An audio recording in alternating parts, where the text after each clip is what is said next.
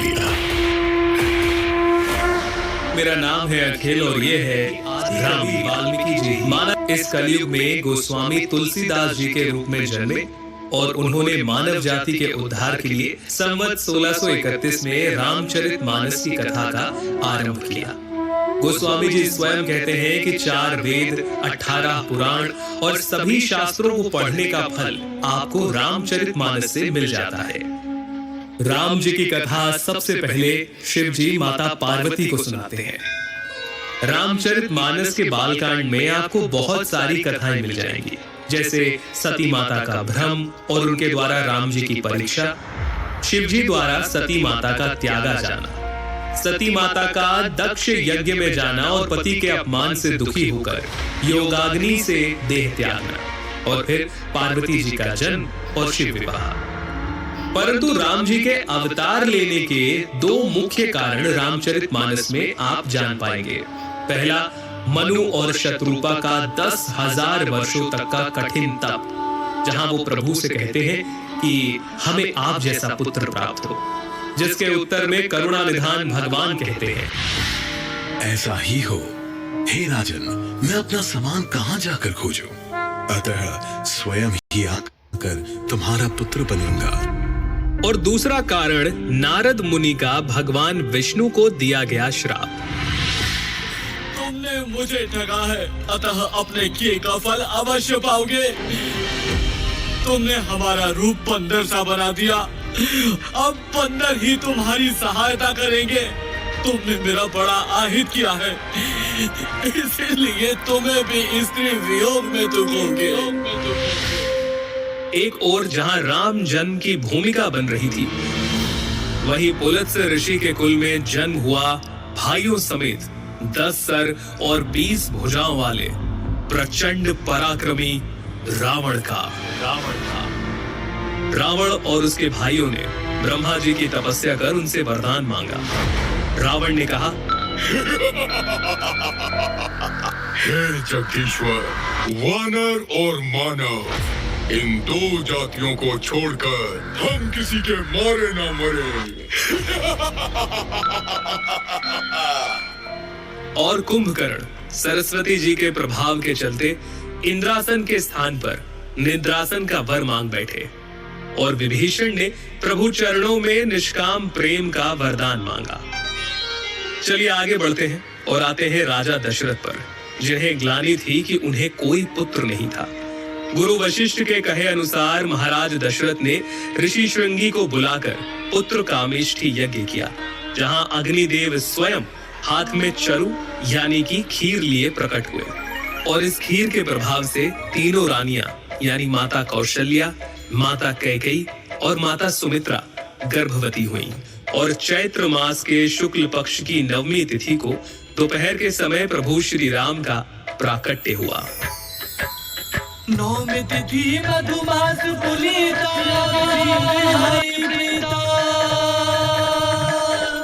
मध्य दिवस अति शीतल धामा, पावन काल लोक विश्रामा। राम सिया राम, बोलो राम सिया राम, बोलो राम सिया राम, बोलो राम। इसके आगे क्या क्या हुआ, प्रभु ने क्या क्या लीलाएं की, हम आपको जरूर बताएंगे। इसमें लिखते हैं कि नाना प्रकार से रामचंद्र जी के अवतार हुए और 100 करोड़ से ज्यादा रामायण है। रामलीला में एक बार फिर से मैं आपका स्वागत करता हूँ। राम जी के जन्म के समय पृथ्वी पर राक्षसों का हाहाकार था। वो हर जगह उपद्रव मचाते और मुनियों का यज्ञ भंग कर देते। इस समय गाधी ऋषि के पुत्र विश्वामित्र को यह विचार आया कि ये भगवान के बिना नहीं मरेंगे, और यही विचार लिए वो पहुंचे को भेजना तो नहीं चाहते थे, लेकिन वशिष्ठ जी के समझाने पर उन्होंने राम और लक्ष्मण को विश्वामित्र जी के साथ भेज दिया। विश्वामित्र जी के साथ राम जी ने ताड़का का वध किया, मारीच और सुबाहु को मार भगाया, अहिल्या का उद्धार किया और पहुंचे जनकपुरी में, जहां पूरी नगरी रघुकुल शिरोमणि रामचंद्र को देखने के लिए उत्सुक थी। जनकपुरी में प्रवास के समय गुरु की आज्ञा से दोनों भाई पुष्प वाटिका पहुंचे, जहां उनकी भेंट हुई माता सीता से। जनकपुरी में स्वयंवर की तैयारियां चल रही थी। सभा तैयार थी। सभा में अनेकों अनेक राजा आए हुए थे, जिनके सामने महाराज जनक ने अपने प्रण को दोहराया। आज शिव जी के इस कठोर धनुष को जो इस राज्य सभा में तोड़ेगा, जानकी उसका ही वरण करेंगी। जब 10,000 राजा एक साथ मिलकर धनुष को तोड़ना तो दूर हिला तक नहीं पाए, तब जनक जी निराशा से बोले, मैंने जान लिया, पृथ्वी वीरों से खाली हो गई है। जनक जी के इस प्रकार के वचनों से लक्ष्मण जी तमतमा उठे। उनकी भौहें टेढ़ी हो गई, उनके नेत्र क्रोध से लाल हो गए। भैया, आपकी आज्ञा पाऊं तो ब्रह्मांड को गेंद की तरह उठा लूं, सुमेरु पर्वत को मूली की तरह तोड़ दूं। फिर ये धनुष क्या चीज है? तब विश्वामित्र की आज्ञा पर भगवान श्री राम धनुष की ओर बढ़ चले। धनुष के समीप पहुंचकर उन्होंने मन ही मन गुरुओं को, अपने पितरों को और भगवान शिव को प्रणाम करते हुए फुर्ती से धनुष को लिया, चढ़ाया और तोड़ दिया। लेत चढ़ावत खेचत गाढ़े, लेत चढ़ावत खेचत गाढ़े, काहू न लखा देख सब ठाणे। तेहि छन राम मध्य धन तोरा, हरे राम सिया राम, बोलो राम सिया राम, बोलो राम सिया राम, बोलो राम। धनुष के टूटने पर परशुराम जी आते हैं। लक्ष्मण परशुराम संवाद होता है, जिसके बाद राम जी और लक्ष्मण जी का संवाद होता है। और इस प्रकार सीता स्वयंवर और बालकांड संपन्न। तुलसीदास जी ने जन्म लेते ही सबसे पहले राम कहा था, इसीलिए उनका शुरुआती नाम राम बोल पड़ गया। आज हम लोग बात करेंगे रामचरितमानस के अयोध्या कांड की। अयोध्या कांड की शुरुआत राम जी की राज्याभिषेक की तैयारियों से होती है। एक तरफ जहां अयोध्या में हर्ष और उल्लास का दृश्य था, तो वहीं देवताओं में व्याकुलता। उन्हें लगा कि अगर राम राजा बन गए तो फिर राक्षसों का अंत कैसे होगा। इस दुविधा को लेकर वो माता सरस्वती के पास पहुंचे और फिर माता सरस्वती ने मंथरा की बुद्धि फिराई।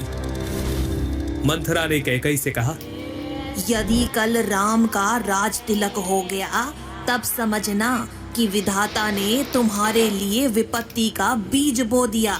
कौशल्या तुम्हें दुख देगी और भरत को कारागार में डाल दिया जाएगा। मंथरा की कड़वी बात सुनकर कैकई भयभीत हो गई, कुछ बोल ही ना पाई। इसके बाद कैकई कोप भवन में जाती है, जहां महाराज दशरथ को उनके दिए 2 वचन याद दिलाती। मेरे मन को भाने वाला एक वर दीजिए, भरत को राज तिलक, और दूसरा वर भी मैं हाथ जोड़कर मांगती हूँ, राम को 14 वर्ष के लिए वन में निवास। कैकई की बात सुनकर महाराज दशरथ सहम गए। उनका शरीर ऐसा हो गया जैसे ताड़ के पेड़ पर बिजली गिर गई हो। इस सूचना के बाद अयोध्या वासियों का हर्ष विषाद में बदल गया। राम, लक्ष्मण और सीता जी वनवास के लिए तैयारियां करते हैं। उनके चलते ही महाराज दशरथ मूर्छित हो गए और नगरवासियों को सोया हुआ छोड़कर वे आगे बढ़ चले। इसके बाद श्री राम श्रृंगवेरपुर पहुंचते हैं, जहां निषाद राज उनकी सेवा करते हैं और फिर केवट की नाव में बैठकर राम, लक्ष्मण और सीता माता गंगा पार करते हैं। इधर अयोध्या में श्री राम वियोग में महाराज दशरथ स्वर्ग सिधार गए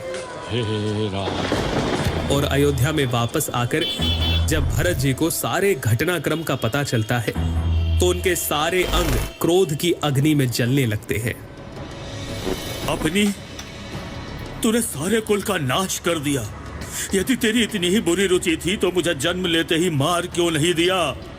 अरे कुमति, तेरे हृदय में ये कुविचार आया तभी तेरे हृदय के टुकड़े टुकड़े क्यों नहीं हो गए? तेरी जीवा गल क्यों नहीं गई? श्री राम को मनाने के लिए भरत चित्रकूट पहुंचे, लेकिन प्रभु के मना करने पर उनकी चरण